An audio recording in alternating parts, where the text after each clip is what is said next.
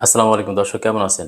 অনেক ভাইয়ের অভিযোগ যে তাদের ড্রাইভিং লাইসেন্সের আবেদনটি অফিস থেকে অনুমোদন হচ্ছে না এবং বারবার রিজেক্ট করে দেওয়ার কারণে আপনাদের ড্রাইভিং লাইসেন্সের যে পেপার, সেই ড্রাইভিং লাইসেন্সের পেপারটি তারা সময় মতো পাচ্ছে না। ভাই দেখেন, আপনার ড্রাইভিং লাইসেন্সের পেপার পাওয়ার পূর্ব শর্তই হচ্ছে আপনার ড্রাইভিং লাইসেন্সের আবেদনটি অফিস থেকে অনুমোদন হতে হবে। অফিস থেকে যদি অনুমোদন না হয় তাহলে আপনার ড্রাইভিং লাইসেন্সের পেপারটি কিন্তু আপনি আপনার যে বিএসপি অ্যাকাউন্ট আছে সেই অ্যাকাউন্ট থেকে কিন্তু আপনি ডাউনলোড করতে পারবেন না।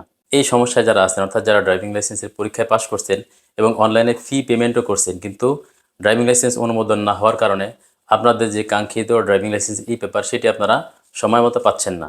আশা করি তারা যদি এই ভিডিওটি শুরু থেকে শেষ পর্যন্ত কন্টিনিউ করেন তাহলে অবশ্যই আপনার সমস্যার সমাধান আপনি এই ভিডিওতেই পাবেন। কী কারণে আপনার ড্রাইভিং লাইসেন্সের আবেদনটি অনুমোদন হচ্ছে না, বা আপনার ডকুমেন্টগুলি কিভাবে স্ক্যান করে দিলে খুব সহজে অফিস থেকে অনুমোদন দিয়ে দিবে, এবং আপনার ড্রাইভিং লাইসেন্সটি যদি রিজেক্ট হয়ে যায় তাহলে পুনরায় কীভাবে সাবমিট করবেন, এই পুরো বিষয়ে বিস্তারিত এই ভিডিওতে থাকবে। দর্শক, প্রথমেই বলবো অনুমোদন না হওয়ার কারণ।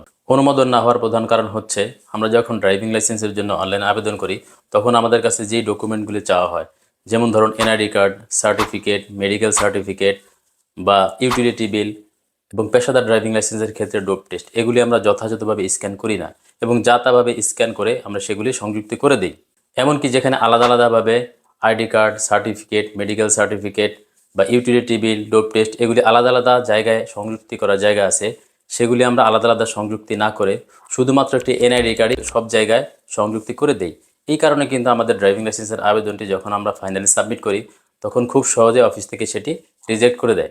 দর্শক, এবারে বলবো কিভাবে ডকুমেন্টগুলি স্ক্যান করে সংযুক্ত করলে খুব সহজে অফিস থেকে অনুমোদন দিয়ে দিবে।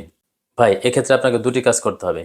একটি হচ্ছে আপনি যেই ডকুমেন্টগুলি স্ক্যান করবেন সেগুলি খুব সুন্দরভাবে স্পষ্টভাবে স্ক্যান করে পরে সংযুক্তি করবেন।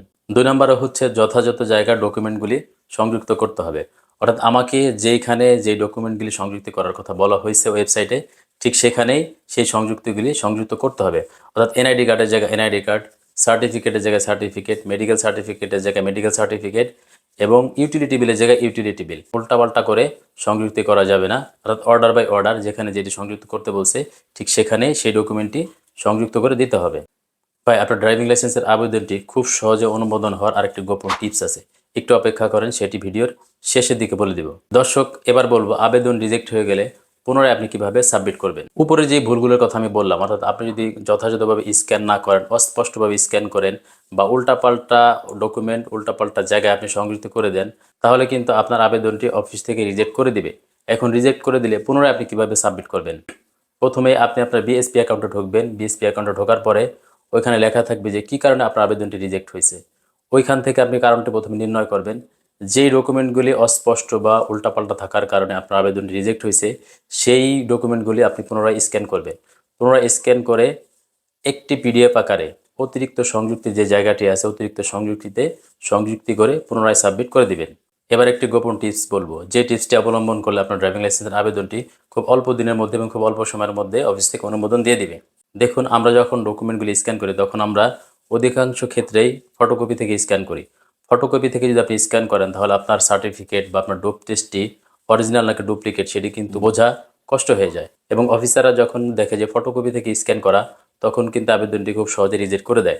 আপনি যদি অরিজিনাল কপি থেকে অরিজিনাল সার্টিফিকেট বা অরিজিনাল যে ডোপ টেস্টের পেপারটি আপনার আছে সেখান থেকে আপনি স্ক্যান করে সাবমিট করে দেন, তাহলে কিন্তু অফিসার দেখলে বোঝে যে এটি অরিজিনাল এবং সঙ্গে সঙ্গে কিন্তু আপনার আবেদনটি সাবমিট করে দেয়। আশা করি দর্শক যাদের সমস্যা ছিল তারা এই ভিডিওর মাধ্যমে সমাধান পাবেন। Good bye.